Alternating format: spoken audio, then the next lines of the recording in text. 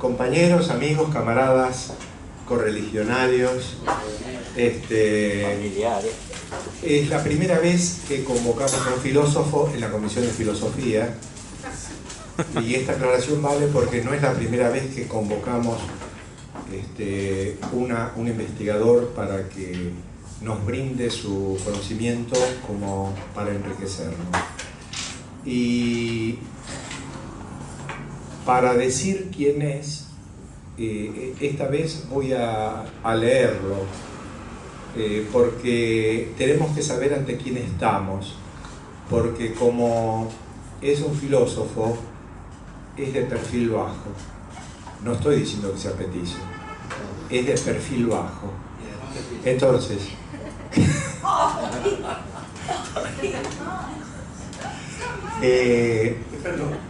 estás perdonado, Enrique. Recién comentábamos con Norberto Cordero el nivel. Néstor Cordero. Yo tengo dislexia, así que no me perdono. Además, Néstor ahora vale la pena.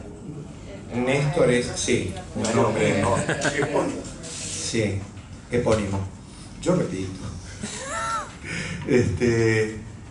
Me comentaba si iba a hablar a un nivel de difusión como para iniciados, y le pedí que no, que hable al nivel de él. Entonces, pienso que es mejor que sea Néstor Cordero en su salsa, como es, y cómo es, una pequeña semblanza se las digo ahora.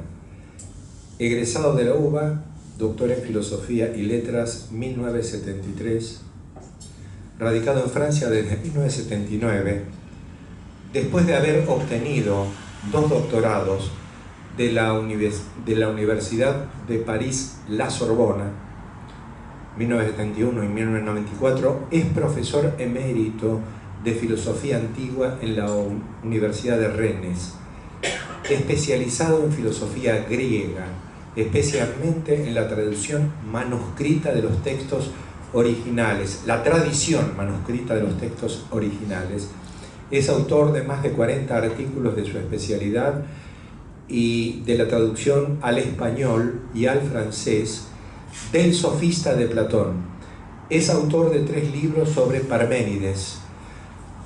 Bueno, está en diferentes idiomas, porque lo publicó en francés, en inglés, y el título del libro, que no se consigue y que en 2 semanas va a estar, porque es de la editorial Biblos, es Siendo se es.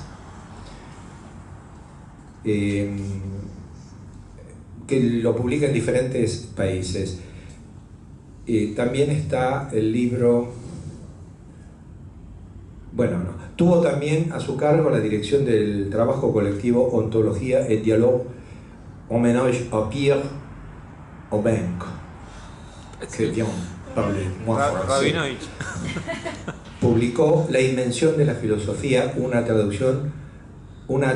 introducción a la filosofía antigua, que es el primer contacto que tuve con él hace 4 años, pero no con él directamente, sino con su producción. 20 siglos no es nada, Filosofía, Tango, París, editorial Biblos 2013. Después, Cuando la realidad palpitaba, la concepción dinámica del ser en la filosofía griega, que leyendo este libro, esto ya fue este año, ahí me puse en contacto con el editor, que me facilitó el correo de Néstor, que con una humildad y una gentileza que a mí me sorprendió, aceptó poder venir a darnos una charla sobre el tema que es central para nosotros, que es el pensamiento crítico. ¿Puedes repetir, por favor, el nombre del libro? El último. El nombre del libro es Siendo se es,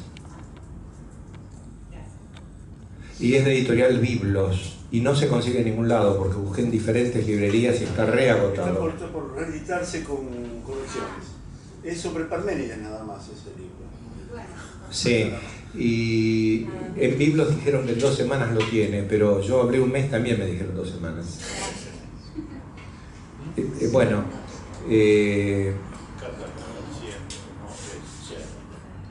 finalmente, en 2014, una ficción filosófica, También la verdad se inventa, o de cómo estudiar filosofía puede enloquecer, que va a salir en Editorial Biblos. Salió. Ah, ¿ya salió? Es una novela. ¿No? Es una ensayo-novela. Digamos, una ficción filosófica. Una ficción filosófica. Una especie de mundo de Sofía, pero aporteñado. Aporteñado, ¿no? Muy con palabras de todos los días. Colaboró regularmente con el Instituto Italiano per gli Studi Filosofi de Nápoles y dicta periódicamente seminarios de posgrado en la Universidad de San Martín y en la de Lanús. En 2009, la municipalidad Elea lo declaró primer ciudadano ilustre en mérito de sus trabajos sobre Parménides. En Elea nació Parménides. Es miembro fundador de la Asociación Latinoamericana de Filosofía Antigua, que se llama ALFA, y de la International Association of Presocratic Philosophy, y de la International Association, no, esto ya lo dije, dicta regularmente ciclos de conferencias en la Asociación Cultural Clio, se llama, el Apócope, París, consagrada al pensamiento de la antigüedad. Un coloquio internacional fue consagrado al estudio de sus trabajos sobre la filosofía de Parménides en Río de Janeiro, en el 2006. Y en noviembre del mismo año fue orador único en el evento Eleática 2006 en Velia, Italia, dedicado también a comentar sus trabajos. En el ámbito del Centro de Estudios de Filosofía Antigua de la Universidad Nacional de San Martín, organizó entre el 30 de octubre y 2 de noviembre de 2007 un coloquio internacional sobre Parménides, cuyas actas fueron publicadas por Parménides Publishing en Las Vegas, Zúrich y Atenas.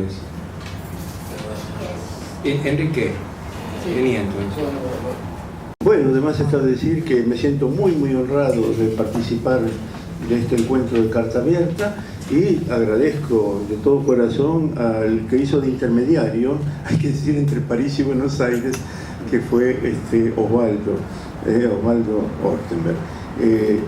El tema de la charla es doble, hay 2 títulos. El primer título es ¿puede hablarse de un pensamiento crítico? Son 2 preguntas. La segunda, ¿qué aportaron los filósofos griegos? Bueno, o sea, por un lado, se trata de pronunciarnos sobre la posibilidad de referirnos a una noción, la noción del pensamiento crítico. Y por otro lado, en caso de que sea legítimo hablar de un pensamiento crítico, se tratará de ver si los primeros filósofos, los filósofos griegos, hicieron un aporte al origen de esta noción.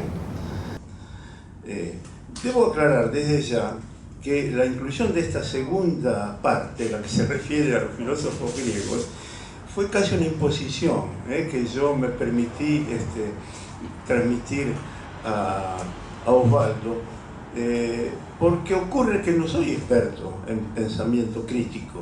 Yo sé de qué se trata, pero no soy experto.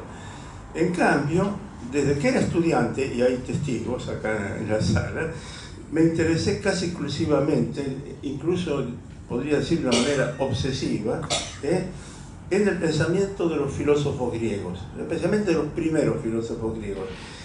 En ese ambiente me muevo con cierta comodidad, si bien no dejo de ser un aficionado, pero, y ahora entro en tema, dada mi interpretación de la tarea de estos primeros filósofos, me pareció que la categoría de pensamiento crítico les cabía como anillo al dedo.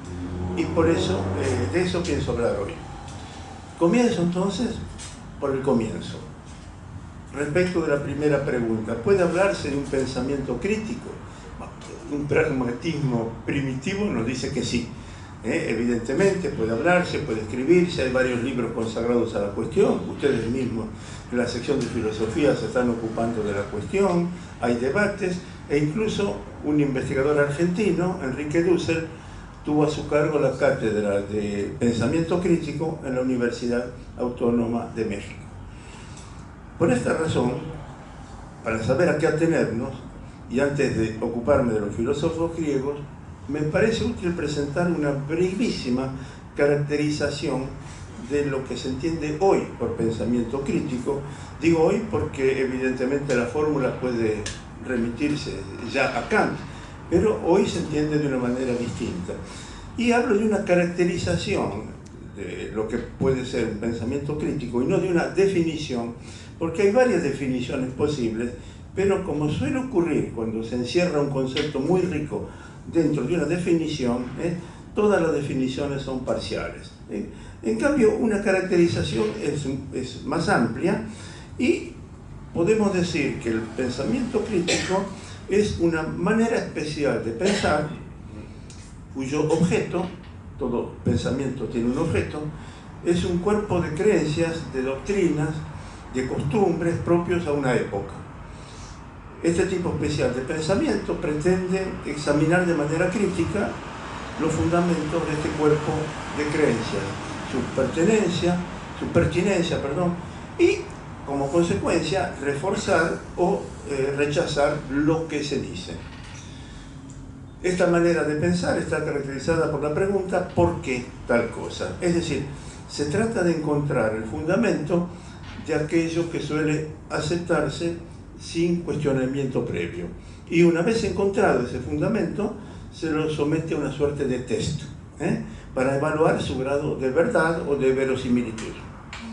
Creo que con esta brevísima introducción, que fue solo, como dije, una caracterización de lo que entendemos por pensamiento crítico, puedo entrar en la segunda parte del tema, que es en la cual me voy a mover con más facilidad. ¿Qué aportaron los filósofos griegos a esta cuestión? Es una pregunta, ¿qué aportaron? Pero como se dice en los ambientes intelectuales, es una pregunta retórica, porque yo ya tengo la respuesta. Voy a hacer de cuenta que no la tengo, pero ya la tengo la respuesta.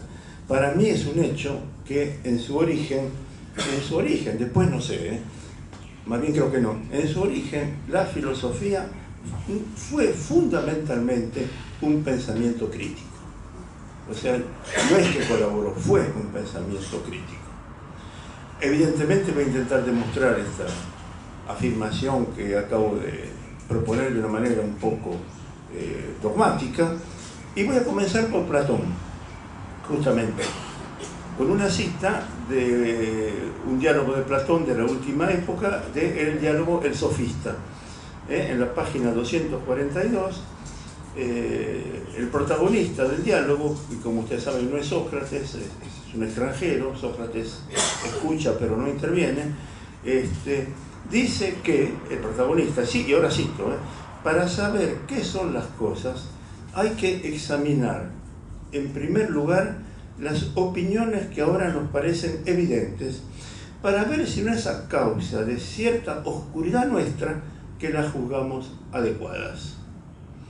Esta frase de Platón podría figurar en un libro actual consagrado al pensamiento crítico.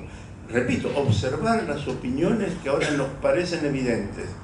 Es decir, ustedes saben que la etimología de evidencia, la palabra evidencia es aquello que salta a la vista, o sea que de la nada nos golpea los ojos. Y es muy probable que lo que nosotros tomemos como evidencia nos encandile y nos impida ver el fondo de las cosas. Eso al menos es lo que Platón quiere sugerir, y en el diálogo lo demuestra. Acabo de mencionar a Platón, lo cual nos lleva a un ambiente en el cual se pensaba en griego, se hablaba en griego, y cuando se escribía en griego. Entonces tengo que hacer una brevísima incursión dentro del ámbito de la lengua griega, lo menos aburrida posible. ¿Por qué? Porque esta incursión va a tener una consecuencia inesperada, una consecuencia secundaria inesperada que les digo desde ya. Si somos capaces de pensar la fórmula, el cliché pensamiento crítico en griego, la vamos a comprender mucho mejor. Eso seguro. Es decir, debemos estudiar, observar qué piensa un griego cuando usa el equivalente en su lengua de la palabra pensamiento y qué piensa cuando usa el adjetivo crítico. Dije en su lengua porque ustedes seguramente saben que la palabra pensamiento no es de origen, la etimología no es de origen griego, es un término forjado en el castellano medieval a partir de una raíz latina que viene del latín, y esta raíz es menos rica que la raíz griega. Me explico un poco. Ustedes saben que pensamiento deriva caprichosamente, vas a saber por qué, de un verbo que en latín, del verbo latino penso, que significa pesar, pesar sin n, pesar, calcular el peso de algo. Y como consecuencia, pensare, que es el infinitivo, es calcular el valor de algo, ponderar, evaluar algo. No hay en latín un equivalente de pensamiento. Se podría inventar la palabra pensamentum, pero aunque se la invente, el pensamentum sería digamos, el resultado de haber pesado algo, no pensado algo. Claro, el latín no necesita esta palabra porque tiene un verbo, el verbo cogitare, de donde viene cogito, que quiere decir exactamente lo mismo que pensar.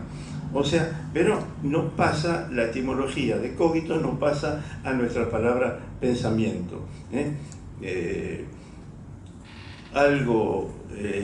Un pensamiento es un cogitatum en plural, es cogitata, y es conocida la frase de Cicerón: hay que expresar claramente los pensamientos. En latín es cogitata preclare eloqui.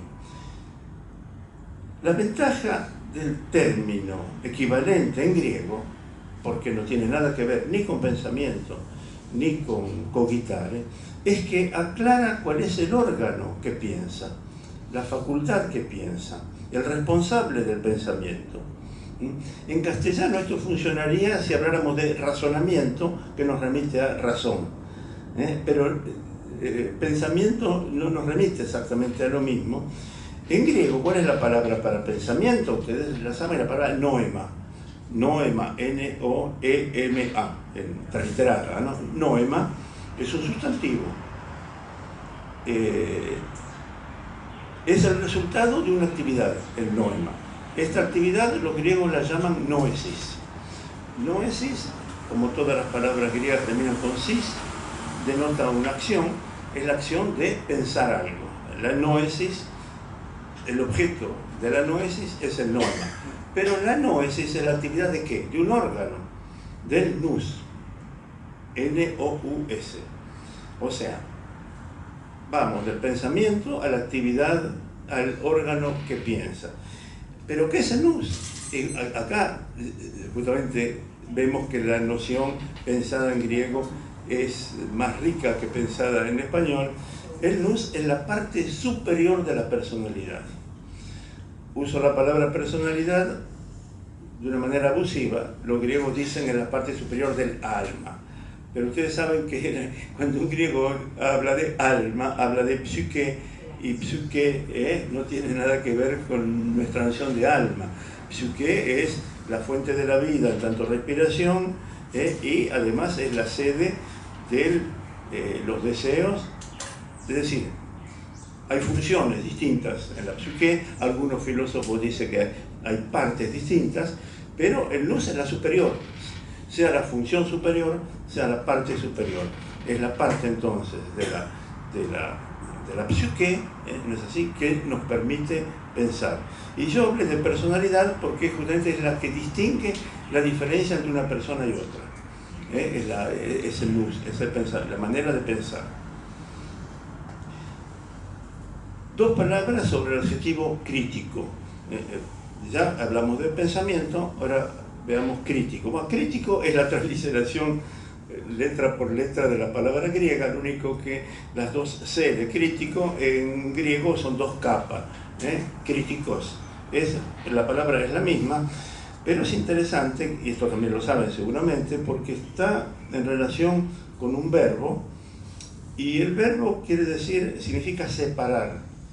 Y de este verbo, significa separar, viene el sustantivo crisis, que crisis en su origen es tomar una decisión, o esto o esto.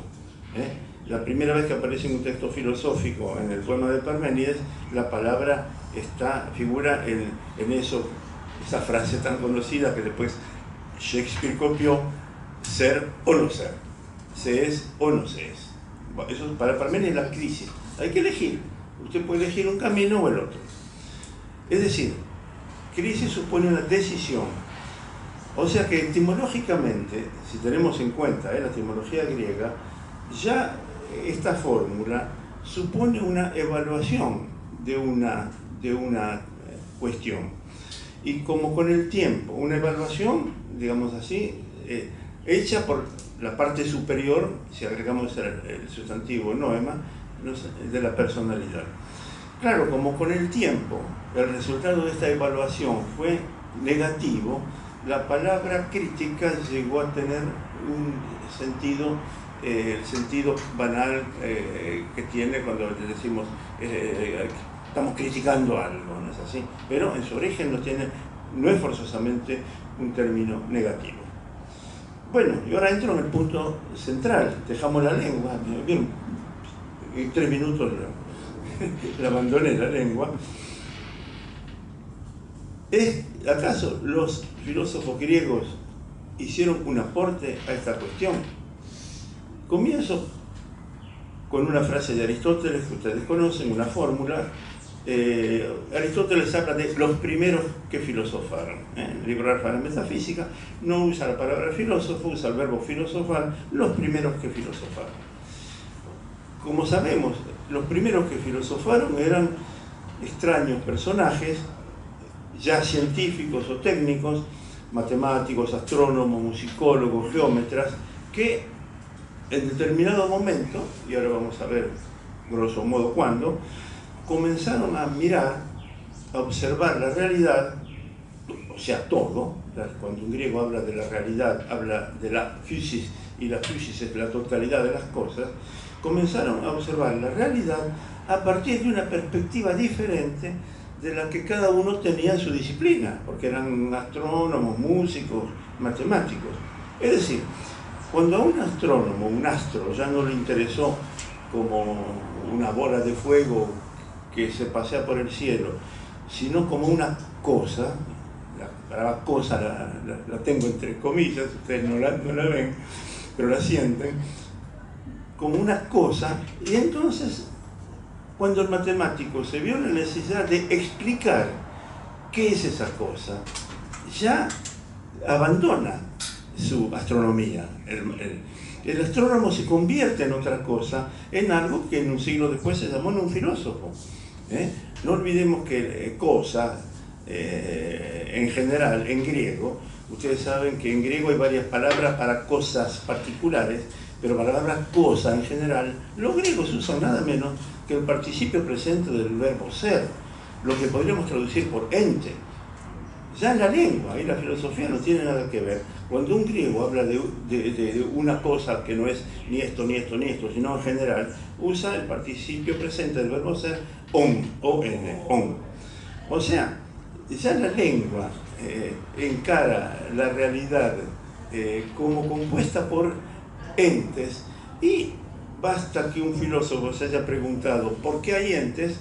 Para que la filosofía se ponga en marcha. Preguntas que no encuentran una respuesta en ciencias particulares, ni en los mitos, ni en la religión. Además está decir que en esta invención de la filosofía, yo digo invención porque en un momento no había y después empieza a haber, en un momento se inventó, en esta invención el famoso y cacareado milagro griego de los historiadores idealistas no tuvo nada que ver. No es la transparencia del cielo griego ni la magnificencia de los templos la que produjo la invención de la filosofía. Los griegos de la antigüedad eran gente como nosotros, gente simple, ni mejores ni peores, pero ustedes saben que en cierto momento, ciertas circunstancias histórico-económicos sociales originaron el surgimiento de este fenómeno exclusivamente griego, porque no se lo encuentra en otras civilizaciones de la antigüedad. ¿Este fenómeno en qué consistió? Consistió en aplicar por parte de estos técnicos o sabios el pensamiento argumentativo que ellos ya aplicaban en sus propias ciencias, si ustedes quieren, la razón, para resolver problemas, cuestiones no planteadas ni resueltas en sus respectivas ciencias, ni en los mitos, ni en las religiones. En la antigüedad, ahora voy a decir ciertas banalidades, pero las necesito decir para después apoyarme en ellas para decir lo contrario. En la antigüedad, digamos grosso modo, entre el año 2000 a.C. y el año 600, había, especialmente en Asia, de América no puedo ocuparme porque no tenemos materiales, pero había civilizaciones muy avanzadas, varias ciencias, la matemática, la astronomía, la geometría, hasta la medicina, habían dado ya sus primeros pasos, ¿no es así? En Egipto, en Babilonia, en Asiria, quizá también en China e India, eso yo no soy experto en la cuestión. Se había inventado ya la escritura con varias, diversas variantes, jeroglífica, cuneiforme, lo cual es esencial para transmitir conocimientos, ¿no? El pueblo griego, en este panorama, fue un poco especial. Hablo de pueblo, ¿por qué hablo de pueblo? Porque a diferencia de otras civilizaciones, los griegos no tenían por entonces unidad territorial. Estaban diseminados en reinados, hasta el siglo VIII por lo menos, ubicados en Asia Menor y en la parte continental de la Grecia actual, y en algunas islas, evidentemente. Pero hay otra especificidad griega, ya el hecho de no tener un territorio es específico de la civilización griega, pero hay otra especificidad que se pone en marcha a mediados del siglo VIII y se perfecciona en el VII, siempre antes de Cristo, y que va, eso sí, a distinguirlo de otras civilizaciones y que nos conducirá directamente al tema central de nuestra charla. Es el periodo de la llamada colonización. Se produce por entonces, siglo VIII, VII, un auge inusitado del comercio debido a un exceso de producción, lo cual lleva a los griegos, que siempre fueron navegantes, a buscar mercados más allá de los límites de los pequeños reinos, a buscar otros mercados. Evidentemente los historiadores idealistas hablan del deseo de exportar cultura e ideas. Se trataba simplemente de exportar productos comerciales. Y donde podían, los griegos establecían primero un asentamiento y después una colonia. Es así, ustedes saben cómo llegan hasta el sur de Italia, fundan Marsella, en el norte de África fundan toda una serie también de colonias, evidentemente en la actual Italia. Y claro, una nueva clase social se agrega a la nobleza que tenía el poder, digamos así, tenía el poder porque eran los dueños de la tierra y de la producción. Y esta nueva clase que se agrega a la nobleza son los comerciantes, que poco a poco, como son necesarios, exigen compartir el poder con los reinados. Y poco a poco estos reinados se disgregan y se van convirtiendo primero en oligarquías y después en ese fenómeno único que no existió en ninguna otra civilización diacrónicamente en ese momento, que es la ciudad-estado, eso que en griego se llama polis, ¿no es así? Esto no surgió de un día para otro, pero es una consecuencia de este cambio en la estructura social que se produce entre los siglos VIII y VII. Además, a mediados del siglo VIII, los griegos, justamente por razones comerciales, no intelectuales, adoptan y adaptan la escritura fenicia. Le agregan ciertos signos, especialmente vocales, lo cual les permite no solo firmar contratos comerciales, tratados de paz, sino también, y esto es esencial, escribir las leyes, escribir constituciones y leyes, que en la polis, porque ya existe la polis como estructura, ya no son la expresión de la voluntad del que manda, porque todos mandan. La ley surge por voto directo de los ciudadanos en las asambleas, y es un fenómeno que no existe en ninguna otra civilización en ese momento. Ciudadanos que en cada legislación su número aumenta. En un comienzo no son todos los ciudadanos, pero de a poco va aumentando, y llega un momento que se habla de la democracia griega, pero es un poco después. La filosofía nace un poquito antes. Y este estado de cosas, ustedes saben, o sea, la polis autónoma que dicta sus propias leyes, en la cual no hay nadie que mande, el poder está compartido, con tribunales cuyos representantes son elegidos al azar para que no haya problemas justamente. Nosotros sabemos que hay que desconfiar mucho de los jueces, ellos lo sabían también, entonces mejor que sea por sorteo, ¿no es así? Dura hasta la época helenística, o sea, siglo III a.C. No dura mucho, dura, si ustedes calculan, 4 o 5 siglos, pero modificaron, creo yo, la historia de la humanidad, lo que pasó en Grecia en ese momento. Bueno, este estado de cosas, entonces, no sé si ustedes conocen a Jean-Pierre Vernant, que es un historiador griego, escribió todo lo que se puede decir sobre esta época. Yo remito a los libros de él. Hay un libro que se llama El origen del pensamiento griego, que está traducido al español y editado por Eudeva. Es muy didáctico, Vernant. En fin, este proceso se va consolidando alrededor de algo, y ese algo también hay que verlo entre comillas, que es la argumentación.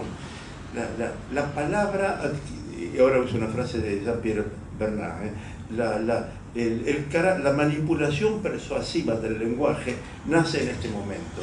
En los tribunales, ya en esa época está el defensor y el acusador, y para defender las leyes en las asambleas hace falta manipular el lenguaje. Y todo esto produce un cambio en la estructura mental de la gente. Yo no me veo a un egipcio bajo un faraón discutiendo leyes y razonando, ni a un babilonio bajo un sátrapa. En cambio, todo esto tiene como consecuencia que en las ciudades, en las polis más prósperas, en cierto momento, las polis más prósperas se encontraban en Jonia, o sea, la costa occidental de la Turquía actual, surge en un momento este fenómeno, esta manera nueva de observar la realidad para intentar descifrarla, develarla argumentativamente, que después va a llamarse filosofía. Y este fenómeno no se dio en ninguna otra civilización. Llegó el momento ahora de tomar posición respecto del tema, ¿no?, de la charla. ¿Qué aportaron estos primeros filósofos a la noción de pensamiento crítico? Y yo ya avancé cuando hablé de una pregunta retórica, avancé mi posición. Ya desde un comienzo, desde su invención, la filosofía y el pensamiento crítico fueron la misma cosa. Más aún, el nacimiento de la filosofía se explica como la necesidad de pensar la realidad de una manera crítica. Debo explicar esta afirmación que parece un poco aventurada, pero la primera frase de la metafísica de Aristóteles me ayuda. Quizá ustedes la recuerden, la primera frase de la metafísica: todos los hombres desean naturalmente saber. Naturalmente, por naturaleza. Y además, esta frase suele traducírsela como yo la traduje recién, y está mal traducida, porque el verbo que utiliza Aristóteles no es desear, sino que es apetecer. Es un verbo que tiene que ver con el apetito. Si hay algún experto en griego entre ustedes, el verbo es oregomai. Cuando ustedes van al restaurante griego, el mozo le dice kaliorexi, buen apetito. Es el verbo que usa Aristóteles para decir, por naturaleza el ser humano apetece saber. Y por eso es que en casi todas las civilizaciones de la antigüedad, subrayo casi, desde la noche de los tiempos se forjaron mitos, evidentemente anónimos, mitos para explicar temas fundamentales: el origen del universo, el origen de los dioses, el origen del hombre, la regularidad del cosmos. Ustedes saben que ya se lo ubica en el año 1100 a.C., hay una epopeya en Babilonia que se llama el Enuma Elish, que está escrita en una inscripción que relata el origen del universo, ya siglo XII a.C. Y hay también mitos egipcios, asirios o del pueblo judío. Pero ¿por qué subrayé el casi? Dije que esto ocurría en casi todas las civilizaciones. Porque no hay nada parecido en la civilización griega.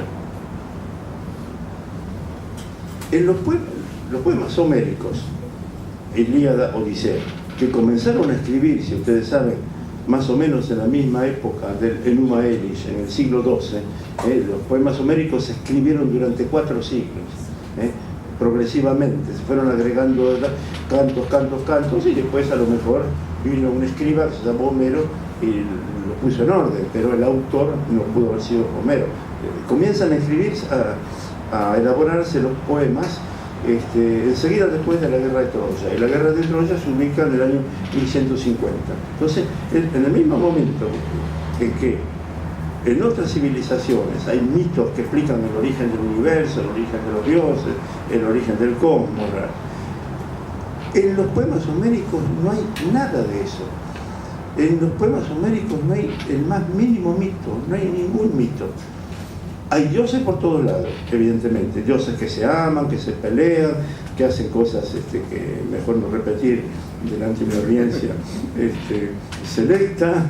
Hay prodigios, hay carros que vuelan por el aire, pero no hay ni un mito explicativo del origen del cosmos, del hombre, de los dioses. Hay que esperar a Hesíodo, y Hesíodo es un poeta casi contemporáneo de los primeros filósofos, es un poeta del siglo VII. Y en Hesíodo sí, aparecen mitos explicativos. En los trabajos y los días, por ejemplo, explica las edades de la humanidad, pero no explica nada. El mito queda en el ámbito del érase una vez 2 dioses que se amaban, tuvieron hijitos, se casaron y comieron perdices, y ahí queda el mito. Esta apetencia de saber no se... el apetito no queda resuelto con estos mitos. Recién hablé de la Ilíada, justamente, es interesantísimo. Hay un pasaje de la Ilíada muy sintomático de la manera de pensar de ese momento. No se sabe si se escribió al comienzo, enseguida después de la guerra, o unos años después, unos siglos después, pero en un momento dado hay una pelea entre los 3 hermanos, Zeus, Poseidón y Hades. Hades es el dueño de las regiones subterráneas. Y el poeta que escribió ese canto dice que el universo está dividido en 3. Una parte le corresponde a Zeus, que es el Olimpo, una parte le corresponde a Poseidón, que son los mares y océanos, una parte le corresponde a Hades, que es la región subterránea, el reino de Hades, y la tierra es propiedad común, no pertenece a ninguno de los dioses. Como descripción es maravillosa, porque es una especie de reparto del poder y de democracia. Ahora, el poeta no dice quién estableció esto, describe este estado de cosas y después sigue, el canto sigue. Es decir, no hay una explicación mítica, ninguna explicación mítica en los poemas homéricos de temas que en otras civilizaciones fueron solucionados por mitos. Creo yo que por eso surgió la filosofía en el pueblo griego, para subsanar ese vacío. No había explicaciones, hay que sacarlas todas de la cabeza.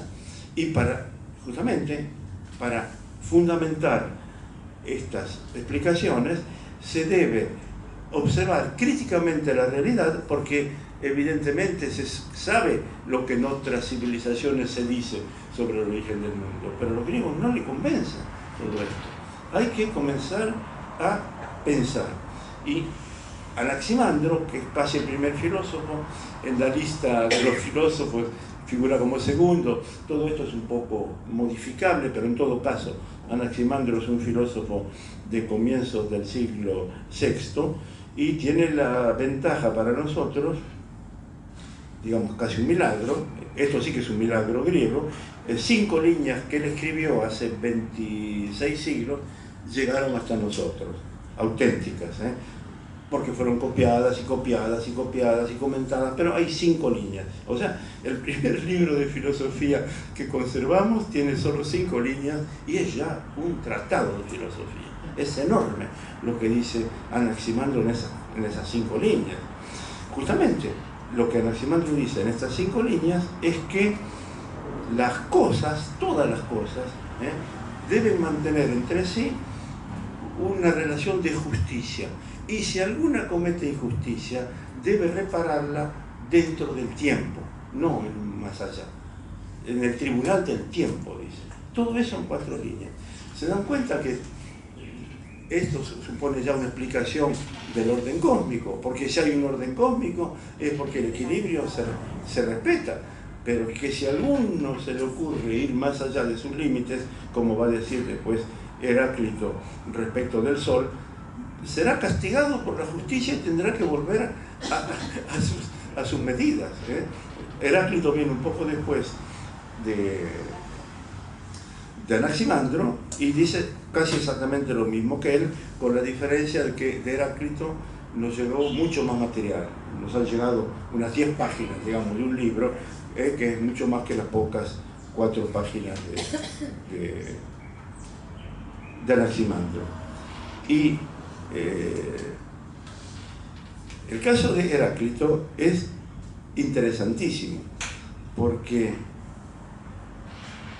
Heráclito comprueba, como cualquiera que no es filósofo puede comprobarlo, que existe un orden cósmico, un orden, una regularidad entre las estaciones, entre el día y la noche, entre la gestación incluso. Si usted pone una semilla, tantos meses después sale algo, y lo mismo con la generación humana. Hay un ritmo. El universo no marcha al azar, pero en general se cree que las cosas son así. Viene la mirada crítica de Heráclito y encuentra el por qué las cosas son así. Las cosas son así porque nosotros no vemos lo que está detrás de lo evidente. ¿Qué es lo que está detrás de lo evidente? Una lucha terrible de fuerzas opuestas. Si todo está en orden, es el resultado de un combate, porque el padre de todo es la guerra. La guerra es padre de todo, el combate. O sea, nos parece que el universo es pacífico, pero la fórmula del universo tiene una fórmula a la cual Heráclito llama logos, nos dice que esta unidad de la multiplicidad es en realidad un equilibrio entre tensiones y fuerzas opuestas. Bueno, o sea, eso no se la ve. Heráclito pone el ejemplo de un arco, de una lira. Nosotros no vemos la lucha que hay adentro de un arco, porque en un arco hay una lucha entre un pedazo de madera que está torcido contra su voluntad y una soguita que está tensa contra su voluntad. Si las dejan libres, no estarían luchando una con la otra, pero gracias a que hay esta armonía de tensiones, la flecha sale. Si no hubiera tensión, la flecha no saldría. Lo mismo pasa con una lira, que no saldría un sonido. Y el caso de Heráclito es ideal también porque él critica, además, no solo lo que se dice que eso es normal, no es normal, es el resultado de una lucha. Critica también lo que otros filósofos dijeron. Es el primer filósofo que critica a otros, con nombre y apellido, en esa época nombre solo. Por ejemplo, critica a Pitágoras, que era un pozo de ciencia, era matemático, músico, médico, un poco curandero, y según Heráclito, ¿para qué le sirvió todo eso? Dice, no llegó a la sabiduría. Y cito un texto de Heráclito auténtico, se lo llama fragmento 40, pero esto es arbitrario, lo podría llamar 50, ¿no? Los numeritos son arbitrarios. Heráclito escribió en el siglo VI a.C., el exceso de conocimientos no educa la inteligencia. Eso como una crítica a Pitágoras. Pitágoras sabía de todo y no era inteligente. Y después este comentario termina con una especie con dos palabras eufónicas. Dice, polimatía, cacotecnia. Polimatía, que es muchos conocimientos. Cacotecnia, que es mala técnica.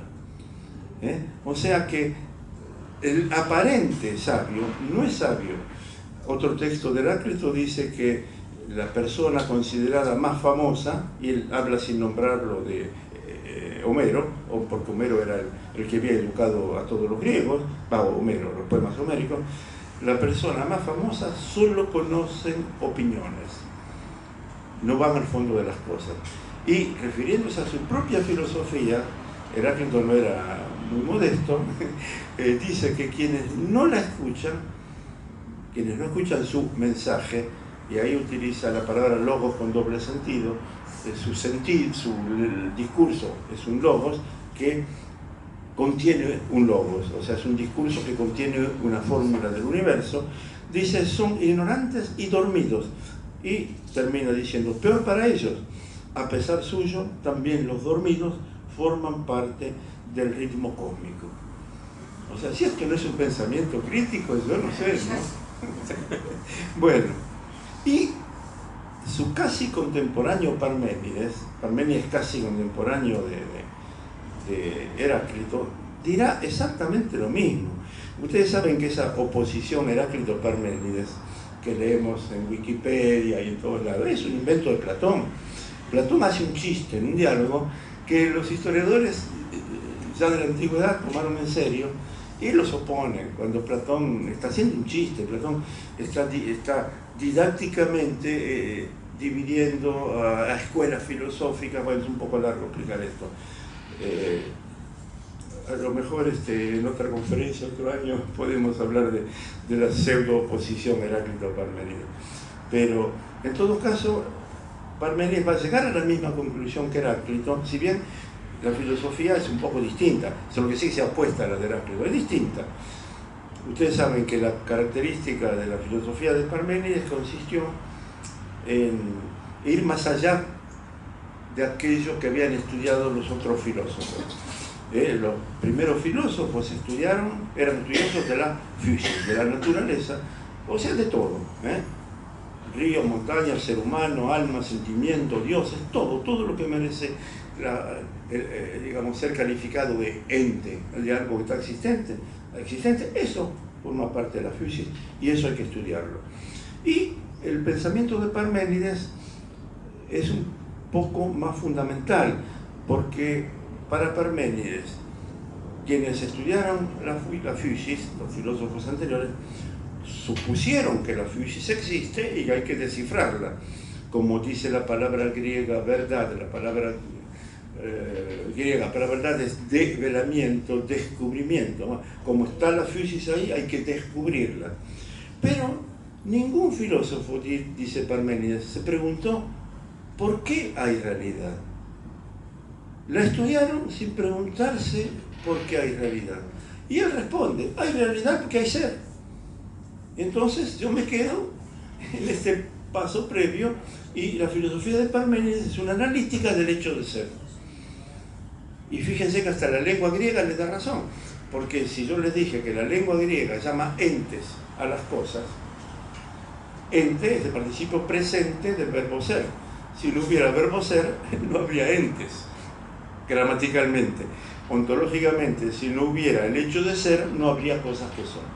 Es una banalidad total, pero alguien tenía que decirlo. Y Parménides escribió un poema justamente para demostrar que quien admite que hay ser puede seguir filosofando, pero también hay una manera de equivocarse, o sea, puede no admitirse que hay ser. Y en ese caso, ¿qué es lo que quedan? Quedan solo opiniones, queda un camino errado, un camino de investigación erróneo, ¿no es así?, del cual hay que alejarse. El poema de Parménides tiene la forma de una clase de filosofía que una profesora de filosofía le da a un discípulo. Y en un momento dado, la diosa le dice al discípulo: aleja tú el pensamiento de las opiniones, que la costumbre no te obligue a lo largo de este camino a utilizar el ojo que no ve y el oído que resuena. Es decir, piensa críticamente, no te dejes llevar por la costumbre, por lo que se dice, por el oído que oye mal, por el ojo que ve mal. Y la crítica a esta manera de pensar, Parménides habla de los mortales, es una manera de decir los otros filósofos, quizá, no sé, el pueblo, en todo caso no él, ¿no es así? La crítica se concentra en una palabra. Esta gente, y ahora le sigo citando, es gente sin capacidad de juicio. Y para la palabra juicio, utiliza la palabra criterio, de donde viene justamente crítico. Esta gente no tiene un pensamiento crítico, dice, es una horda acrita, incapaz de juzgar críticamente. Fíjense que hasta la palabra crítico aparece en Parménides. Inversamente, para saber qué son las cosas, ¿qué dice Parménides?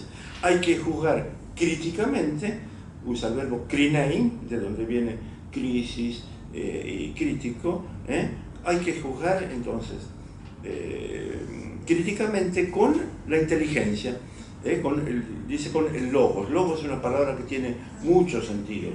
Recién vimos dos en Heráclito: discurso, fórmula, ahora vemos pensamiento. Es decir, hay que discernir con el sentido griego del verbo criticar con el pensamiento. Es decir, Parménides exhorta a poner en marcha un pensamiento crítico. Y en un texto conservado de Parménides está la palabra pensamiento, esa palabra noema que yo les dije hace un rato. Claro que esto hay que entenderlo en el sistema parmenidio, cuando dice que ser y pensar es lo mismo. Y cuando utiliza la palabra noema, dice: sin el ser, sin lo que es, no hay pensamiento, no hay noema. Eso ya entra dentro de su sistema. Bueno, voy a apurarme un poco porque recién ando por la mitad. Del mismo modo que en la actualidad el pensamiento crítico tiene varias facetas, lo mismo ocurría en la antigüedad. Vimos el caso de dos verdaderos gigantes, ¿no?, Heráclito y Parménides, y en ellos la crítica iba dirigida sea a los filósofos anteriores, sea a quienes se dejan llevar por la costumbre y por las opiniones. Evidentemente, además de esta crítica, cada uno tuvo su propio sistema, pero no es el momento de tratarlo porque no es nuestro tema. Pero no puedo dejar de hablar de un personaje curiosísimo que viene pocos años después de Parménides. Incluso se dice que lo escuchó.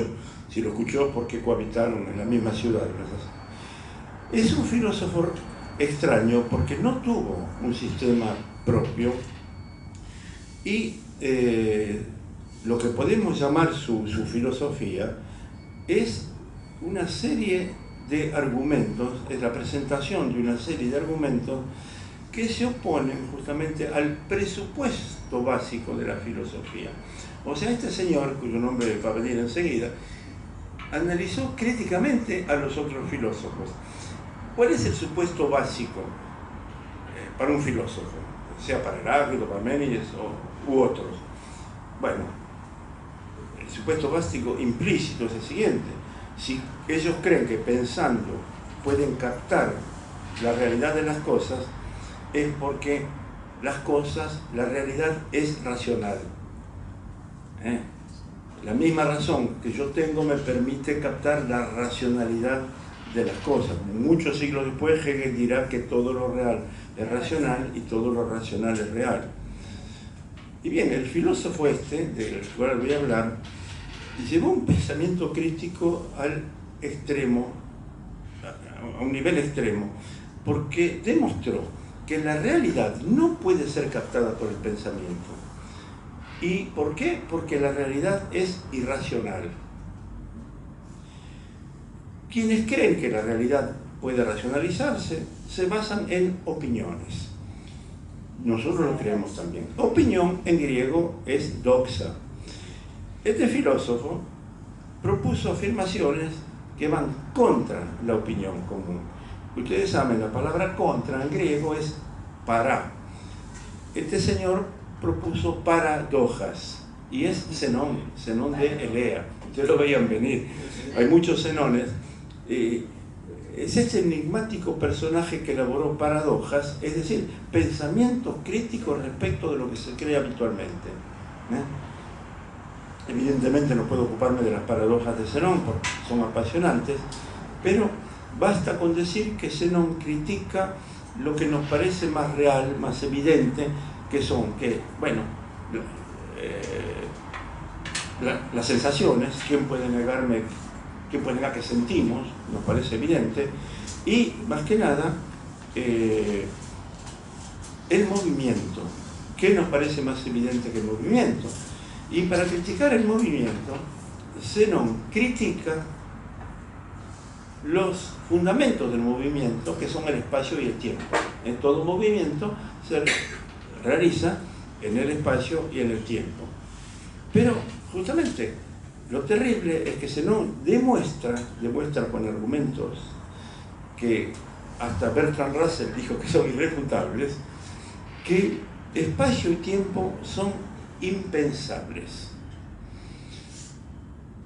Por ejemplo, espacio y tiempo son extensos. El espacio se divide en kilómetros, metros, centímetros, milímetros, y el tiempo en años, siglos, horas, segundos. O sea, todo lo que es extenso puede ser divisible, se lo puede cortar en pedacitos. Y esta divisibilidad puede llegar hasta un cierto punto, aunque no se puede dividir más, o puede seguir hasta el infinito. Zenón de Elea demuestra que en los dos casos se cae en contradicciones, tanto si sostenemos que el espacio se divide hasta el infinito, como si sostenemos que el espacio el tiempo se dividen hasta cierto punto. Y estas contradicciones justamente permiten, por ejemplo, que Aquiles no pueda atrapar una tortuga que comenzó a caminar 1 metro antes que él, porque entre él y la tortuga habrá infinita cantidad de puntos de espacios que en una vida nadie puede recorrer. El otro argumento, que es más terrible todavía, él va a demostrar que una flecha lanzada, una vez que sale del arco, está quieta en el aire. Bueno, yo no entro a desarrollar el fundamento de estas paradojas para no quitar el sueño a nadie, pero como pensador crítico, y más crítico que imposible. Hace unos años hubo un coloquio consagrado a Zenón. Zenón era de Elea, como Parménides, y el coloquio tuvo lugar en Elea, y un gran helenista inglés, Jonathan Barnes, definió a Zenón como un filósofo sin filosofía. Y yo creo que es la mejor definición que se pudo haber dado. Y antes de abandonar a Zenón, ustedes saben que nuestro filósofo máximo, y acá estamos bien ubicados para decirlo, Borges, consideró que Zenón era su maestro. Escribió 2 textos de 3-4 páginas cada uno, maravillosos, sobre Zenón. Zenón aparece mencionado muchísimas veces, y justamente Borges lo considera como su maestro.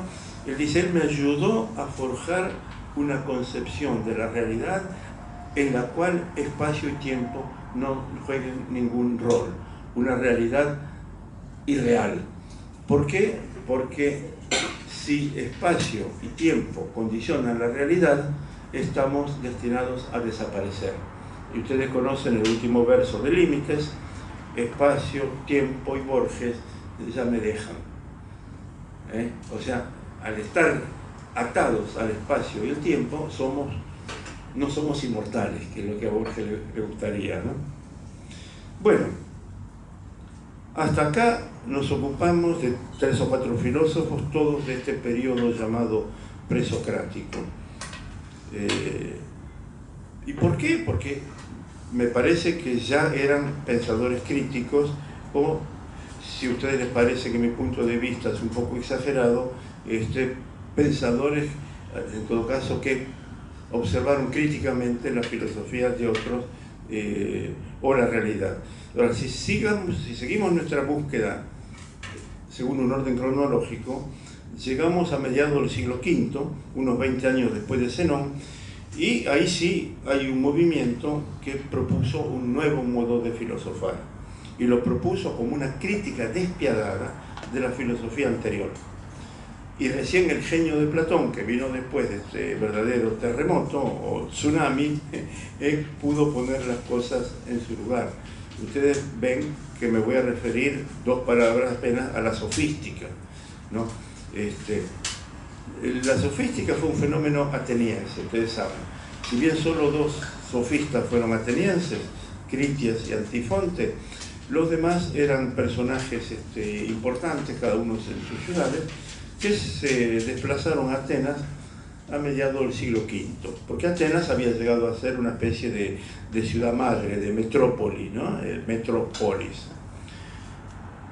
O sea, tributos pagados por aliados que querían ser defendidos por Atenas, una política hábil llevada a cabo por Pericles.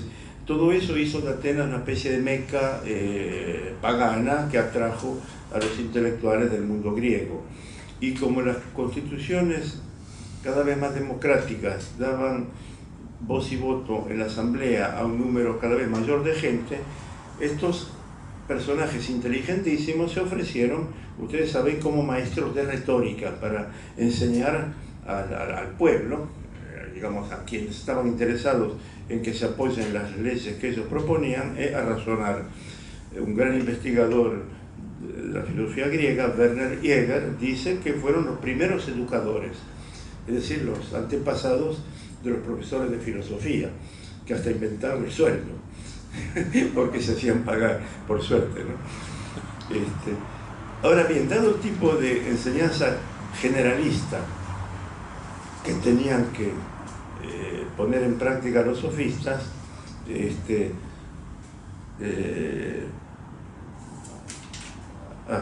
me salteaba una página.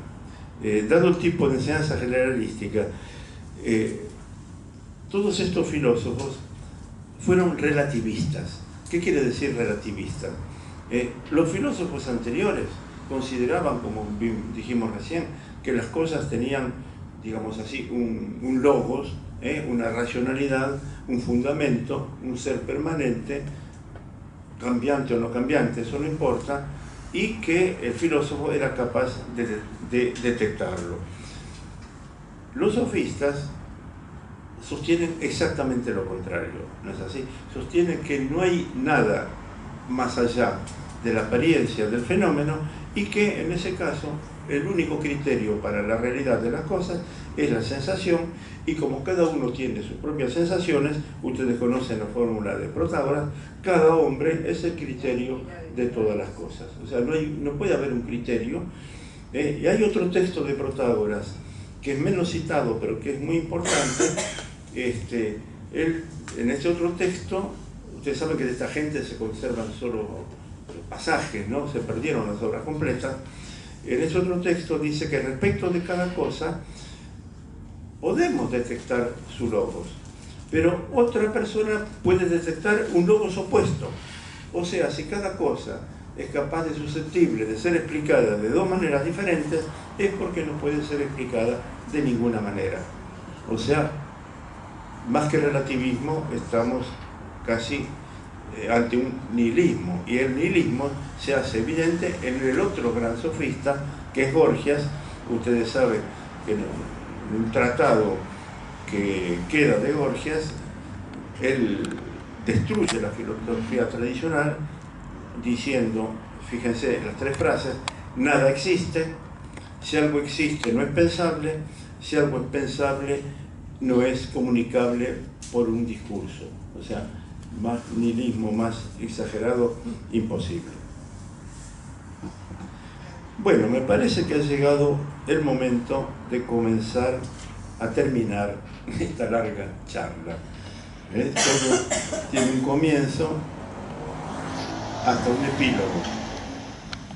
Recién dije que después de la sofística viene Platón, ustedes ya lo sabían. Viene Sócrates, pero de Sócrates no sabemos nada. No pienso ocuparme de Platón, ya con la frase que cité al comienzo basta. Si nos ocupáramos de Platón, esta conferencia iría más allá de los límites razonables, pero sin entrar en detalles, quizá ustedes estén de acuerdo si yo digo que la filosofía de Platón es un proyecto ético-político basado en el conocimiento tendiente a crear un hombre nuevo. En general se subraya mucho el papel del conocimiento en la filosofía de Platón, es lógico, pero no es el conocer por conocer, es conocer para orientar la sociedad, si es posible, gobernando, ¿no es así?, para que un hombre nuevo no sea víctima de lo que se dice, no sea víctima de los más media, para que un hombre nuevo no esté más adentro de una caverna, para que no lea más Clarín, si ustedes quieren. Y este hombre nuevo se parece mucho al de nuestro Ernesto Guevara, ¿no es así? Hombre nuevo que no solo hubiera absuelto a Sócrates, sino que lo hubiera declarado héroe nacional. Yo creo que fue la muerte de Sócrates lo que llevó a Platón a filosofar y justamente a encarar críticamente, pero ya la sociedad de su tiempo. Pero como todo filósofo, lo que hay que modificar es la manera de pensar. Y para modificar la manera de pensar hay que crear valores, no dejarse llevar por las intuiciones. Y esos valores es lo que nosotros llamamos las ideas de Platón, las formas de Platón, que no son ideas que tenemos en la cabeza, sino que son paradigmas a imitar. Esas son las formas de Platón. Y justamente puede hablarse quizá de una utopía platónica. En el punto de vista político, quizás se puede hablar de utopía, pero desde el punto de vista filosófico, yo creo que Platón no es para nada utópico, es realista y quizás sin saberlo puso en práctica lo que encontramos en una frase de Heráclito que me va a permitir finalizar esta charla. Heráclito, en el llamado fragmento 18, escribió: quien no espera lo inesperado nunca lo encontrará. Me parece que es una máxima que todo filósofo tiene que hacer suya, ¿no es así? Si examinamos críticamente lo que se dice, es muy probable que detrás haya algo inesperado. No olvidemos que tanto Platón como Aristóteles dijeron que el comienzo de la filosofía es el asombro, el maravillarse. Bueno, el filósofo debe maravillarse de todo, y fue así porque se maravilló de todo que este pensamiento crítico se puso en marcha hace 26 siglos. Bueno, muchas gracias.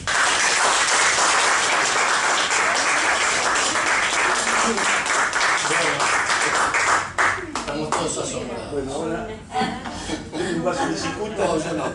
Yo esto No, vos coordinás.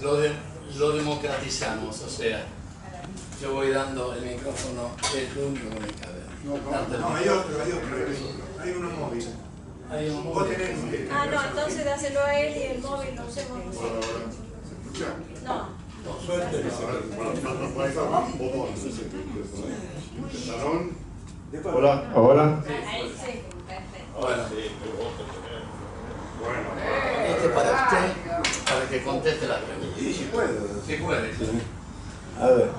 No, me he quedado maravillada de la asociación que usted hizo entre Zenón de Elea y Borges. Claro. Y me ha hecho pensar en algo en lo que me es muy difícil pensar por ignorancia, pero a lo que uno se va asomando en esta época por la difusión que hay, a través de la intuición sobre todo, que es la física cuántica. Y yo quería preguntarle si le parece un disparate lo que yo estoy pensando. Zenón de Elea dijo, espacio y tiempo son impensables. Borges concibió el Aleph, que es un punto donde se reúne todo el universo, el pasado, el futuro, el presente y todos los hechos que acontecen y han acontecido, van a acontecer. Y la física cuántica afirma que el tiempo no existe, que el espacio está más lleno de vacío que de materia, al punto de que cabría, si se comprimiera, cabría en el puño de una mano. Pero lo más significativo para mí es esto de que en el campo cuántico se reúnen pasado, futuro, presente, de un modo que yo no puedo concebirlo, pero alcanzo a intuirlo, porque en realidad el tiempo es una convención humana. ¿Qué podría decir usted acerca de eso? La verdad, no, yo respecto a física cuántica soy ignorante, pero muchas veces alumnos me han dicho lo mismo que usted. O sea, debe ser verdad. Ahí, bueno, contradice con su discurso. Vox Populi, Vox. No, lo que. Sí, no, honestamente no. Lo tomo lo suyo más bien como un comentario que como una pregunta, porque no tengo una respuesta, pero es verdad que Borges sueña con lo que él llama una realidad irreal, eso seguro, ¿no? Y bueno, hay un libro de Ana María Barrenechea excelente que se llama La noción de irrealidad en Borges directamente. Pero algo de lo que usted dice debe acercarse a la realidad, porque de Zenón se ocupa mucho más los científicos que los filósofos, mucho más. Ya digo, Bertrand Russell dice, si aceptamos, porque todas las paradojas tienen un punto de partida. Si el espacio es divisible hasta el infinito, Entonces Bertrand Russell dice, si aceptamos la primera premisa, la conclusión es irrefutable. Lo que pasa que, usted sabe que un silogismo bien construido es necesario. Aristóteles eso lo descubrió. Si las premisas están bien establecidas, la conclusión es obligatoria. Si cambiamos la premisa, ahí es otra cosa. Pero a lo que usted dijo, se le puede agregar una noción que cuando yo la escuché por primera vez, casi me desmayo, la noción de antimateria. Se habla de la antimateria. ¿Qué es la antimateria? Yo, que recién dije, estoy prácticamente obsesionado por los filósofos y por los primeros, me convence mucho, y un poco lo que usted dijo recién, de que hay en el universo más vacío, que es lo que dicen los atomistas. Los atomistas, que son un poquito anteriores a Sócrates, para los atomistas la realidad está compuesta por átomos y vacío. Perfecto, el átomo es una mínima cantidad de materia imperceptible, solo se la puede pensar, pero si si esa cantidad mínima de materia no tuviera algo de masa, este vaso no existiría, porque es la suma de 25 millones de átomos. O sea, si el componente último no tiene nada, el vaso no existiría. Entonces deducen eso. Pero claro, fíjense lo que deducen. Deducen que al haber muchos átomos, tiene que haber un vacío que los separe. Porque si no hubiera vacío, habría un solo átomo. Parece absurdo, pero un filósofo de segunda clase, que a mí no me gusta nada, que se llama Meliso, dijo, el ser es uno porque el vacío no existe. Entonces el ser ocupa todo lo, como argumento filosófico es aberrante. Pero ya les digo, y cuando va a definir qué es el átomo, los atomistas lo definen. Pero cuando tienen que definir el vacío, no pueden definirlo. Y lo definen como el no átomo. el no átomo. Y frase de Demócrito, que es el atomista más importante, que escandalizó a los filósofos, el no átomo existe tanto como el átomo. Es decir, existe tanto el ser como el no ser. Terrible frase, que después llevó a los filósofos a tener que refutarlo, pero me fui por las ramas, pero lo suyo me llevó por ahí. Primero, Tito. Perdón. Sí, sí. En este caso, Marx puede ser inesperado. ¿Quién? Marx. Ah, no, bueno.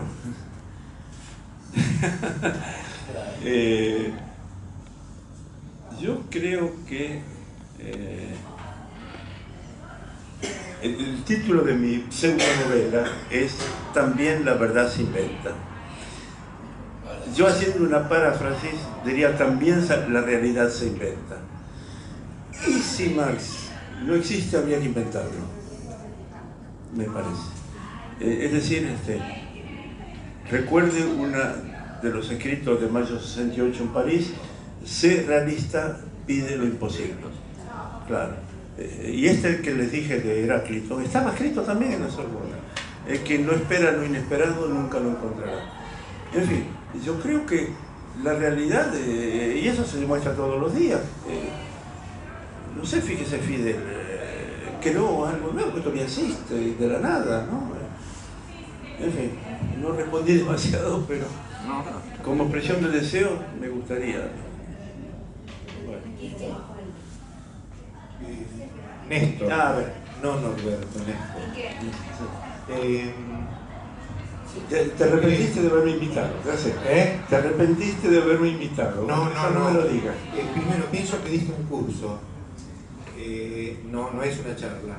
Bueno. Que es un curso muy condensado, muy importante. La pregunta. Yo creo que los sofistas, cuando relativizaban el tema de la realidad, creo que eran los sofistas. Sí. A mí los sofistas en general no me gustan porque yo soy abogado, te imaginas, soy sofista. Claro. Pero ¿no les cabría cierta razón en el sentido de que ellos incluían al sujeto pensante respecto de aquella realidad que era pensada? Entonces, que ante diferentes sujetos que piensan, usando el mismo instrumento como sería la razón y la crítica, la conclusión estaría influenciada por la inclinación de cada uno, y no solo la inclinación de cada uno, sino los diferentes momentos los que atraviesa la subjetividad del sujeto pensante. Y claro, justamente, si hay algo que los caracteriza a todos es el subjetivismo. Justamente, vos hiciste prácticamente una descripción de lo que se llama subjetivismo. Cada uno piensa de su manera, pero no siempre igual, porque uno mismo va evolucionando. Claro, lo que yo no tuve tiempo de decir es que es el lado positivo de la sofística, porque después de criticar todo la filosofía anterior, por eso usa la palabra tsunami. Cuando viene el tsunami, arrasa con todo y después se va. Pero algo queda. Y sobre la base de eso que queda, Gorgias, por ejemplo, crea una nueva teoría sobre el discurso, que es una maravilla, porque como el discurso, el logos, no tiene nada que descubrir, porque detrás de las apariencias no hay nada, crea su propia realidad. Y él inventa lo que ustedes, abogados, utilizan, el discurso performativo, el discurso creador. Y hay un texto de él, que es el encomio a la defensa de Helena, en la cual dice que Helena de Troya no fue culpable de abandonar a su marido, no fue la casquivana que se dice, sino que fue víctima del logos de París. El París se la levantó, pero con mucha cancha.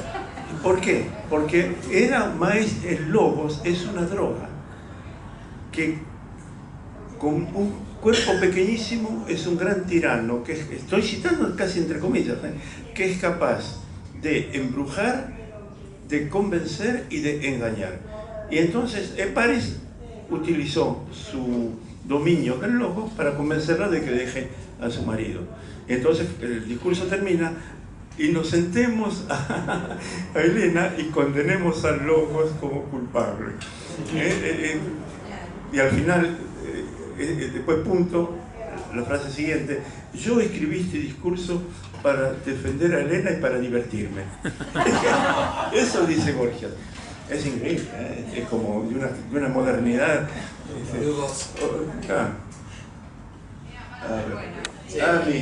Mi ex alumna.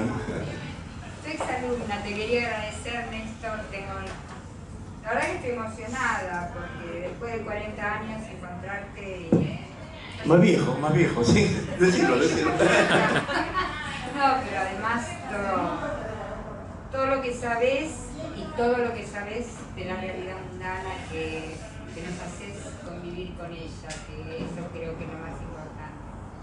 Así que bueno, la verdad que quería agradecerte porque creo que nosotros con el esfuerzo que comenzó mi tricotito hace 5 años, y es la primera vez, a pesar de que hablamos muchas veces de pensamiento crítico, creo que van a concordar mis compañeros y compañeras que es la primera vez que, más allá que tengamos que estudiar después este discurso, que tenemos fundamentos, digamos, más sólidos para hablar de pensamiento crítico.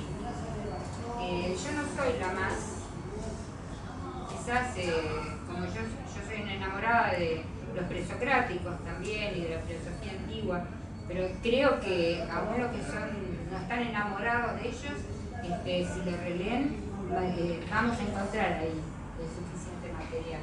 Y la otra cosa, pero esto ya es una pregunta que se puede contestar o no, pero que a mí me ha quedado flotando años, ¿sí? Y me atrevo a preguntarlo, no porque sea ningún tipo de pregunta inteligente ni nada, es una estupidez, pero la verdad que cuando vos decís que este Meliso y el tema de Demócrito y el tema de que tiene que haber un átomo, yo nunca pude diferenciar en Parménides. Cuando Parménides dice que tiene que haber un solo ser y que no puede haber más ser, ¿sí? Porque entonces ahí habría, como digamos, un hueco, un vacío, ¿sí? Que tendríamos que fundamentar de alguna manera siendo ser, ¿sí? Que tampoco lo pongo a Heráclito desde el punto de vista de devenir ni nada, sino simplemente Parménides, o sea, el ser es y no puede ser otra cosa que ser. Ahora yo digo, cuando Demócrito o estos señores, que no los estudié más Parménides, Heráclito, dicen que hay un solo átomo, ¿sí? Y que no puede haber otro. ¿En qué se diferencia lo que sería el átomo del Demócrito del ser de Parménides? Por eso digo, por eso es una pregunta demasiado banal, pero la verdad que yo nunca me la puedo contestar. Ay. ¿Qué hora es? Son las 3 de la tarde. Bueno, empiezo a hablar de Parménides. No, porque Parménides, una aclaración, hace 55 años que trabajo sobre Parménides. No me limité a lo que se dice, fui a ver los manuscritos originales, no de Parménides, pero que no quedan, lógico, ¿no? Pero de fuente, como dijo en la presentación Osvaldo, mi especialidad, digamos, es la transmisión de los textos. Cómo llegó lo que Parménides escribió hasta ahora, a través de... Parménides no dice lo que vos decís que dijo, porque, claro, la filosofía forma parte del sentido común. ¿Cómo un filósofo puede decir que existe una sola cosa? Ya a priori es idiota eso. El único que realmente dijo el ser es uno fue Meliso de Samos. Y dijo el ser es uno porque el espacio no existe. Bueno, Aristóteles, que es bastante, digamos, circunspecto, lo trata de idiota. Ya Aristóteles lo trata de campesino bruto por haber dicho eso. Claro, porque Parménides no dice eso, para nada. Parménides, el poema de Parménides, y yo las pocas veces recién que hablé, las pocas alusiones que hice a Parménides, utilicé la fórmula el hecho de ser, porque Parménides no habla de el ser, artículo con E mayúscula, ser con S mayúscula. Parménides habla del hecho de ser, el siendo, por eso el libro se llama Siendo, Claro, entonces, Parménides lo que detecta es que en todo lo que es hay ser. Y ese ser está siendo dentro de todo lo que... Dentro es una palabra que por analogía te lo digo, porque no es nada material. Yo últimamente lo que más se acercaría al hecho de ser en Parménides sería una especie de energía que está en todo lo que existe y que lo hace ser. Como nosotros no la vemos, pero hay electricidad que está acá adentro y gracias a lo cual hay una luz. Pero la electricidad sería el ser de Parménides. Es lo que hace que haya cosas. Claro. Ahora, Parménides no se ocupó de las cosas. Dice, ya que todo lo que existe porque hay ser, vamos a ver el hecho de ser qué características tiene. Y entonces cuando empieza a estudiar las características, no son las características de una ente, de una cosa, como se lo transformó en la filosofía medieval. El Parménides que llega a Wikipedia, cuando yo estudié también era así. Y es el general en que se estudia. ¿Cómo te puedo decir? Cuando hay un coloquio sobre la microbiología, la gente que va ahí está al tanto de lo último que se dijo en microbiología. Cuando hay un coloquio sobre Parménides, la gente está al tanto de lo último que se... Bueno, eso, el ser uno e inmóvil, ya hace 50 años que nadie lo dice, pero no llegan los manuales. Algún día llegarán los manuales.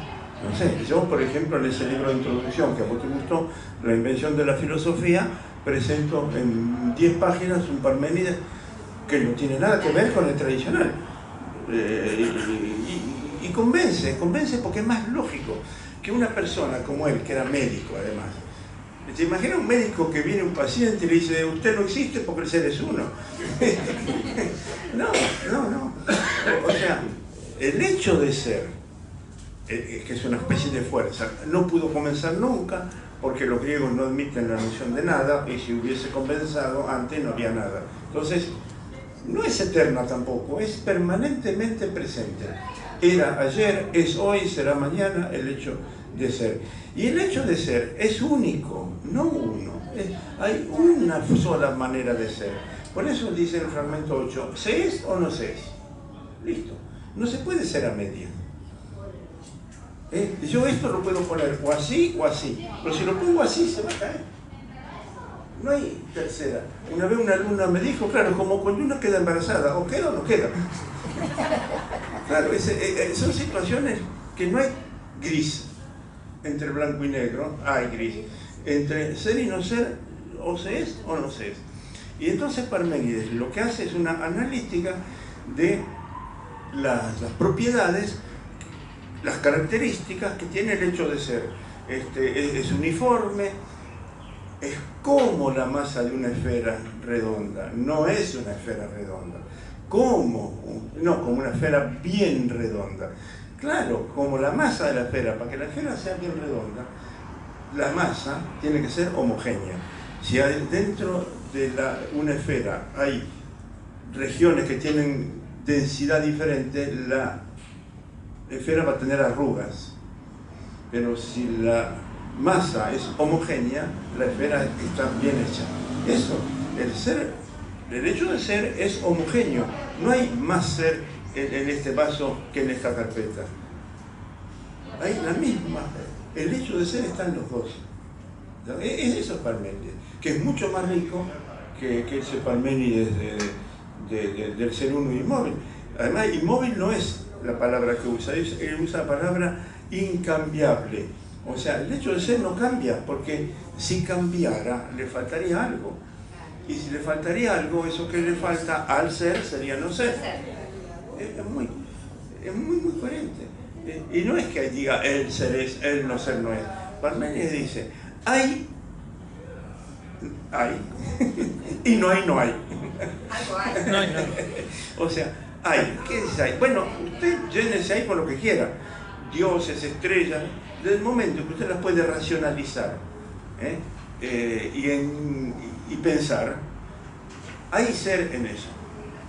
Si usted habla de un círculo cuadrado, eso no existe, porque un círculo no puede ser cuadrado, eso, por más vuelta que le dé. Y En realidad lo que Parménides dice es que el hecho de ser no admite negación, entre otras cosas, porque ¿quién podría negar qué es? Si los filósofos son todos seres humanos, son existentes, son entes, ¿cómo van a decir que no hay ser si están compartiendo el hecho de ser desde el momento que están pensando? Descartes dijo cogito ergo sum, Parménides diría sum ergo cogito. Estoy diciendo, me puedo dar el lujo de pensar. Yo digo, por eso, si vos no entendías, es porque sos súper inteligente, porque no entendías algo que no tiene sentido. Bueno, vos me empezaste, así empezaste a decir, yo no entiendo cómo puede esto. Pero no entendí, porque claro, pero perfecto, no lo entendí porque nadie lo dijo eso. ¿Vos creés que lo dijo? Pero es que tengo que leerlo muy bien. Y bueno, ese 106 se consigue acá no existe por algún lado. Bueno, muy agradecida también realmente esta posibilidad de pensar, de abrir, sobre todo en este espacio, ¿no? Que es la Comisión de Filosofía, que me parece que le da, no sé si sería la palabra, pero más pertinencia, entidad, digamos, a los desarrollos de pensamiento crítico que podemos hacer acá. Bueno, a mí me resonó desde mi formación, que es psicoanalista, y mi pensamiento ahí tiene una categoría muy importante, pero quizá un poco corrido de ese eje del razonamiento, ¿no? Pues son pensamientos inconscientes, somos pensados, es decir, hay una parte, digamos, de ese razonamiento, de ese pensamiento que se escaparía al ámbito de la conciencia, digamos. Pero, digamos, lo que yo quería plantearle, a ver si nos puede aportar, cómo sería hoy el pensamiento crítico. No quiero cambiar el título de la charla, ¿no? Pero, digamos, poder traerlo a una preocupación personal, y creo que está bastante extendida, esta capacidad de pensar críticamente. Por ejemplo, hay una paradoja, no sé si decirlo o no, pero que justamente en el ámbito de los intelectuales de carta abierta, se le llama pensamiento acrítico, como que es un pensamiento que, porque está vinculado a la política y porque apoya, digamos, ciertas cuestiones ahora de gobierno, se le llama que es un pensamiento que está desprovisto de crítica. Y el pensamiento crítico, vamos a decir, circulante, ahora me vino una frase que decía mi mamá respecto al ser, ¿no? Pero vos sos o te hacés, ¿no? Y hay una cosa así, digamos, circulante, que uno no sabe si eso se hace cuando se utiliza como formas de razonamiento algo aparentemente desprovisto de racionalidad, ¿no? Que está como muy extendido. Yo creo que proviene mucho de formas de razonar que proveen los medios de comunicación, estos paneles desquiciados, donde todo es posible ponerlo dentro de una lógica, ¿no? Pero bueno, esto es lo que me preocupaba, si es que la filosofía nos puede ayudar como a generar pensamiento crítico que no quede, digamos, empastado con estas lógicas que no tienen ni pie ni cabeza. Mire, yo comencé abriendo el paraguas diciendo que yo no era experto en pensamiento crítico, o sea, y había aceptado la invitación de Osvaldo. Sí, digo, si me dejas hablar de los griegos. Y él me dijo, no, pero tengo quizá intuiciones. Es verdad que desde hace unos 50 años se empieza a hablar del fin de la historia, de la irracionalidad y todo esto. En fin, yo no sé, pero yo tengo una manera un poco... Para mí esta gente me interesa porque yo la siento actual. Yo vivo con esquemas parmenidios, hasta cuando tengo que tomar una decisión, yo digo, ¿lo hago o no lo hago? No, en serio, me toma el pelo toda mi familia, pero yo creo que aunque estemos aunque sea verdad que la racionalidad está de capa caída o algo así, cuando no se piensa, gana el más fuerte. Esa es una ley yo creo, de hierro. Bueno, entre nosotros el mercado, ¿no? El más fuerte es cuando la gente no piensa, siempre hay uno que piensa y que va a ser el más fuerte. Entonces, si hubiera, no sé, que aplicar un pensamiento crítico, yo creo que se está aplicando bastante cuando se está denunciando. Hasta hace unos años no se sabía que el mercado nos gobernaba, ahora se sabe esa cosa. No sé, se hace lo que se puede, pero me parece que en Europa no, en Europa hay un nihilismo impresionante, no hay intelectuales de izquierda, quizás la próxima presidenta sea una señora fascista, es terrible Francia, y Europa, bueno, más o menos. Acá yo creo que somos un ejemplo, me parece, porque hay una especie de concientización, y yo la llamo crecimiento de un razonamiento crítico respecto de una situación que siempre nos dijo se nos dijo las cosas son así. Obviamente el que no quería hacer pensar así estaba interesado en que se pensara así, pero no respondo a su pregunta para nada. Más que esto no puedo. Primero, bueno, muchas gracias por sus aportes, y quisiera hacer una relación y que me la conteste cuál es su posición, nada más, entre Platón y el pensamiento crítico en el sentido de la caverna. Dentro de la caverna, Platón cuando vuelve trata de practicar el pensamiento crítico, pero el pensamiento crítico se da fuera de la caverna. Ahora, ¿cómo hacemos nosotros para no estar dentro de la caverna de página 12 y tener un pensamiento crítico?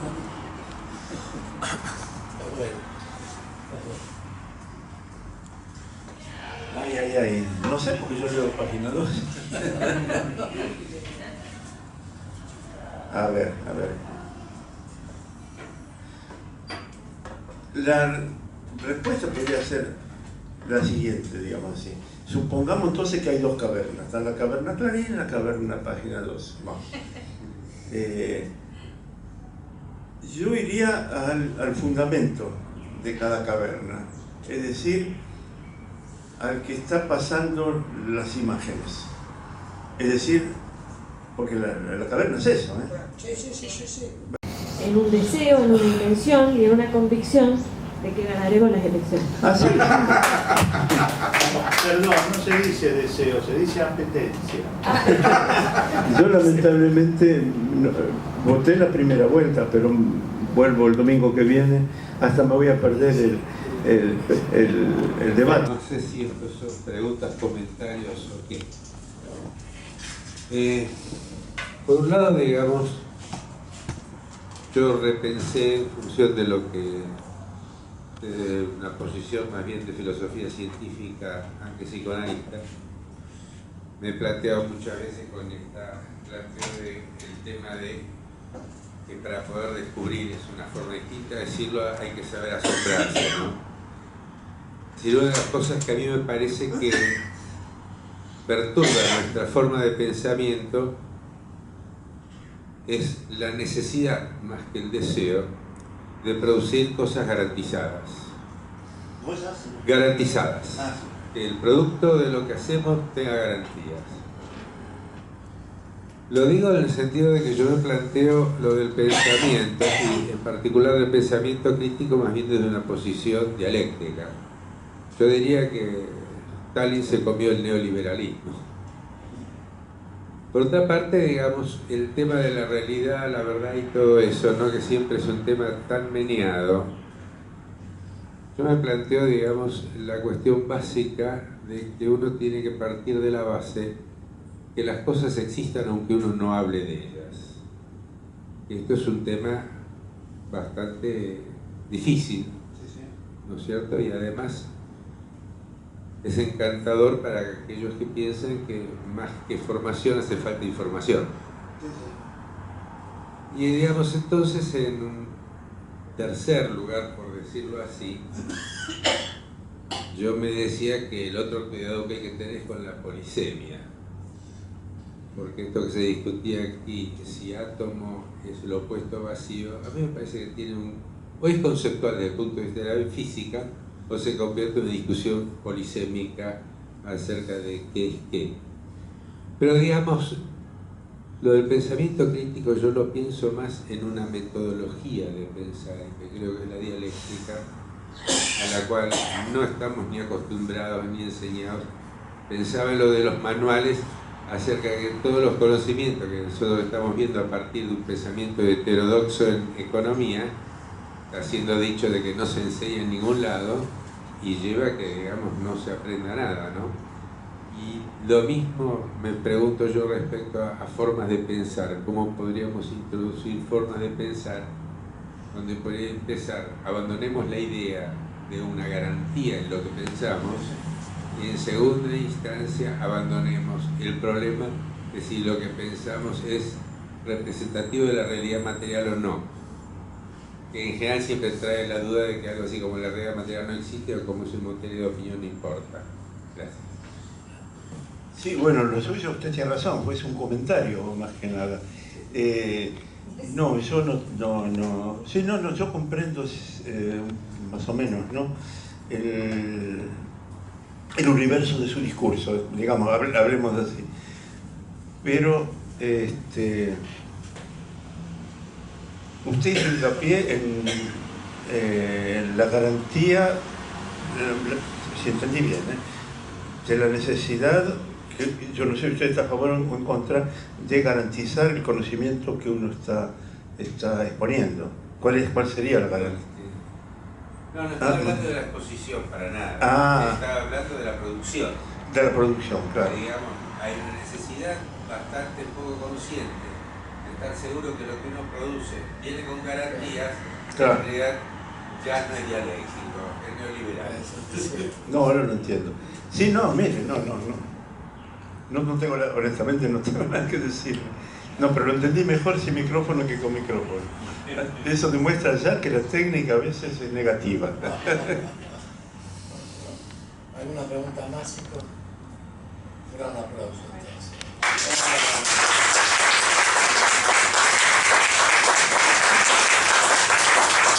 Bueno, no, dije lo mismo que dije al comienzo y ahora con más motivo. Estoy muy honrado de estar acá, muy contento y para mí pasó bien.